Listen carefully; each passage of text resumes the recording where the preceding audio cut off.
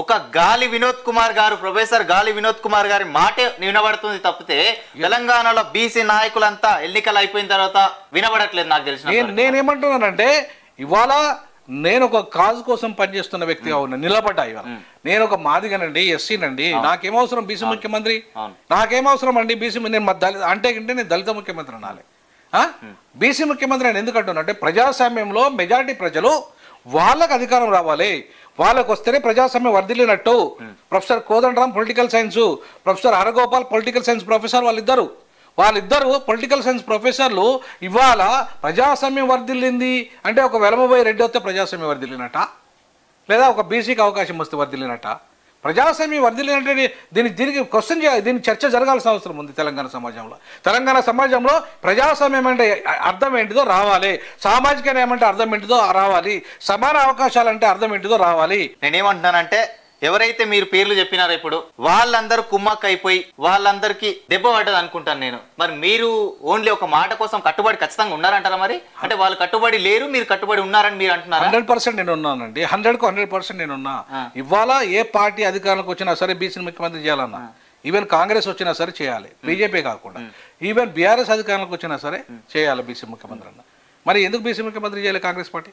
అంటే మీరు నాకు తెలిసి ఏమనిపిస్తుంది అంటే బీసీ ముఖ్యమంత్రి బీజేపీ తీసుకొచ్చింది అదే కావాలి అనే విధంగా అనిపిస్తుంది నాకైతే. అందుకే ఇవాళ ఏమన్నారంటే బీజేపీ తీసుకొచ్చినంత మాత్రాన బీజేపీ చేయాలని రూల్ ఏం లేదండి.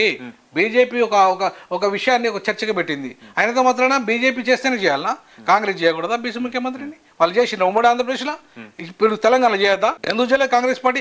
ఎందుకు టికెట్లు ఇవ్వాలి? అసలు వాళ్ళు పార్లమెంటు, ఒక పార్లమెంట్కి 2 బీసీ టికెట్ ఇస్తున్నారు కదా, వాళ్ళు ఎందుకు ఇవ్వలేదు? 34 సీట్లు ఇవ్వాల్సిన వాళ్ళు 23 సీట్లకి 23కి ఎందుకు పరిమితమైన? ఎందుకు అంటే వాళ్ళు గెలిస్తే అడుగుతారు, వాళ్ళు మెజార్టీ అయితే గెలుస్తాయి. వాళ్ళ మొత్తం చూడండి 46 మంది రెడ్లు గెలుస్తారండి, 46 మంది రెడ్లు గెలుస్తారా? ఎక్కడైనా ఉండదా?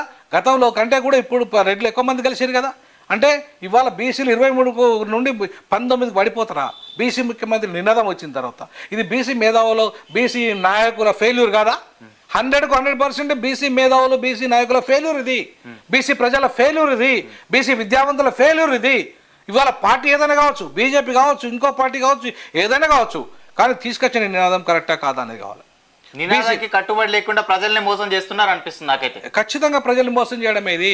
ఆ నినాదానికి మీరు కనీసం మీ బీసీ నాయకులుగా చెప్పుకుంటున్న వాళ్ళు, గత 40 ఏళ్ళుగా 50 ఏళ్ళుగా కొట్లాడుతామంటున్న వాళ్ళు, మీకు బీసీ ముఖ్యమంత్రి ఒక అవకాశం వచ్చినప్పుడు మీరు ఎందుకు దాన్ని సద్వినియోగం చేసుకోలేదు? కాంగ్రెస్ పార్టీని ఎందుకు నిలదీయలేదు బీసీ ముఖ్యమంత్రి అని? మీరు బీసీ ముఖ్యమంత్రి చేస్తేనే మేము ఓటేస్తామని మీరు ఎందుకు అడగలేదు? ఇవాళ అధికారం వచ్చిన తర్వాత బీసీ కులగణన లేదా కులగణన యొక్క బిల్లును ఫస్ట్ సంతకం ఎందుకు పెట్టమని అడుగుతలేరు మీరు? ఎందుకు మీరు వెనకపోతున్నారు? ఇలా వాళ్ళ యొక్క 6 గ్యారంటీలో కులగణన ఒక గ్యారంటీగా ఉంది. 6 గ్యారంటీలతో పాటు మేము ఖచ్చితంగా దేశవ్యాప్తంగా కులగణన చేస్తాము, తెలంగాణలో అధికారంలోకి వచ్చిన వెంటనే చేస్తామని రాహుల్ గాంధీ అన్నాడు, రాహుల్ గాంధీ ప్రకటించాడు. మరి వీళ్ళ నోర్లు ఏమైనాయి? మీ నోర్లు ఏమైనాయి? మీరు ఎందుకు సైలెంట్గా ఉన్నారు? మీరు ఎందుకు మాట్లాడతలేరు అంటున్నా. ఇవాళ మీరు ఖచ్చితంగా బీసీలంతా మాట్లాడాల్సిన అవసరం ఉంది. రానున్న పార్లమెంటు ఎన్నికలు ఇవాళ ఒక ఆయుధంగా, ఇలా ఎంతమంది రెడ్లు గెలుస్తారో చూడండి. ఇప్పుడు మళ్ళీ తిరిగి అంతా ఇప్పుడు ప్రతి 17 దాంట్లో 17 ఇట్లలో ఇవాళ 17కు ఒక ఎంఐఎం తప్ప మిగతా 17 రిజర్వేషన్లు తప్ప మిగతా వాటిలో అంట్లో రెడ్లు రెడీగా ఉన్నారు. ఎక్కడుంటారు బీసీలు?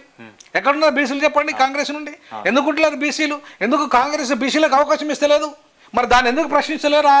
ఆర్ కృష్ణ లాంటి వాళ్ళు, జాజుల శ్రీనివాస్ గౌడ్ లాంటి వాళ్ళు ఇవాళ బీసీ నాయకత్వం ఎందుకు ప్రశ్నించట్లేదు?